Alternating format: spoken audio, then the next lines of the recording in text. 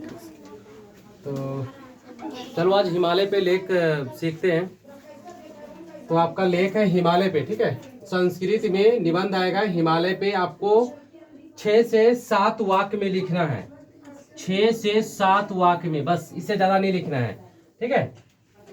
और 5 अंक आपके मुट्ठी में है। कितना अंक? 5 अंक आपके मुट्ठी में है, ठीक है ना। बस 6 से 7 वाक्य लिखना है। चलिए, तो ये हिमालय पर लेख हम लिख चुके हैं और आपको बस एक बार पढ़ के दिखा देते हैं, बता देते हैं, फिर आप इसको अपने कॉपी में नोट डाउन कर लेंगे। एक कॉपी बना लीजिएगा, ठीक है ना। एक कॉपी बनाइएगा लेख का, और इसी में तीनों लेख लिखना है, हिंदी पे भी, इंग्लिश में भी और संस्कृत में भी। जो मेन होगा वो हम आपको बता देंगे, ठीक है ना। चलिए, तो यहाँ पे देखते हैं कि सबसे पहले है कि भारतस्य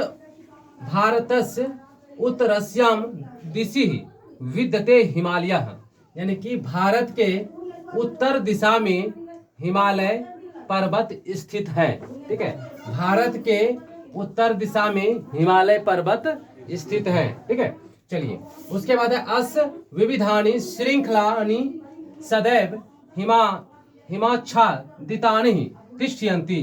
कहता है हिमालय के आसपास बहुत सारे, हिमालय के आसपास बहुत सारे पर्वत श्रृंखला फैले हुए हैं। पर्वत श्रृंखला, एगो अगर पहाड़ रहेगा, एगो पर्वत रहेगा तो ऐसे करके पर्वत हो जाएगा, लेकिन बहुत सारे पर्वत यहाँ पे जुड़े हुए हैं, ठीक है ना। ये हो गया पर्वत का श्रृंखला। क्या हो गया? ये पर्वत का श्रृंखला हो गया, ठीक है ना। हिमालय में बहुत सारे पर्वत श्रृंखला जुड़े हुए हैं या स्थित है। उसके बाद है हिमालयात अनेकः नद्यः प्रवहन्ति। कहता है हिमालय से अनेक नदियां बहती हैं। हिमालय से अनेक नदियां बहती हैं, ठीक है ना। हिमालय से अनेक नदियां बहती है, ध्यान देंगे। उसके बाद है हिंद महासागरात, ठीक है ना। हिंद महासागरात उत्थायेन मेघा अत्र आगच्छन्ति, ठीक है ना। ते अस्य उच्चे शिखरे परावर्तन्ते भारत भूमो च वर्षन्ति, ठीक है। भारत भूमो च वर्षन्ति।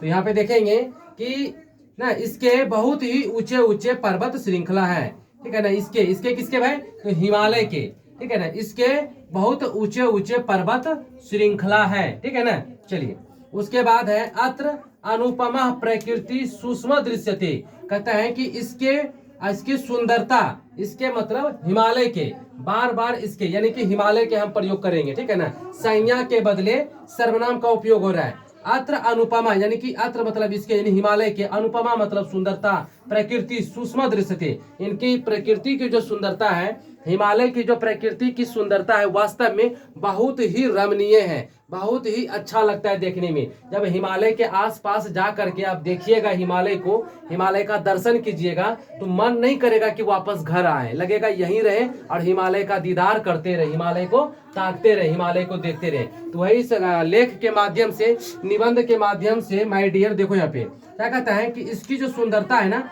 बहुत ही अच्छा है। क्या है? बहुत ही अच्छा है। अस्य, अगला देखते हैं।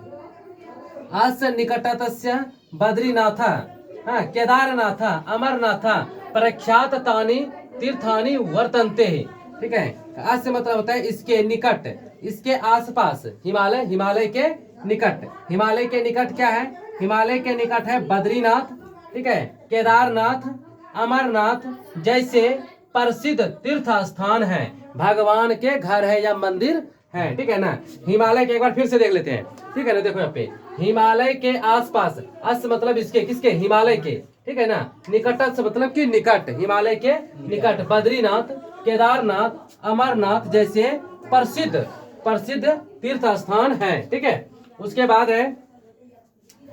बाद है हिमालय गंगा नद्या पर्वती, यानी कि हिमालय से गंगा नदी बहती है, ठीक है ना। हिमालय से गंगा नदी बहती है। तो चलिए, मेरा एक लेख आज यहाँ पे समाप्त हो गया। तो इस प्रकार से करके कुल हमने 12 लेख मतलब कि टॉप लेवल पे वो टिक आउट किया है। अब वो 12 लेखों को हम एक करके आपके सामने प्रस्तुत करेंगे, बोर्ड पे लिखेंगे, फिर समझाएंगे और फिर आप उसे अपने कॉपी में नोट डाउन कर लेंगे।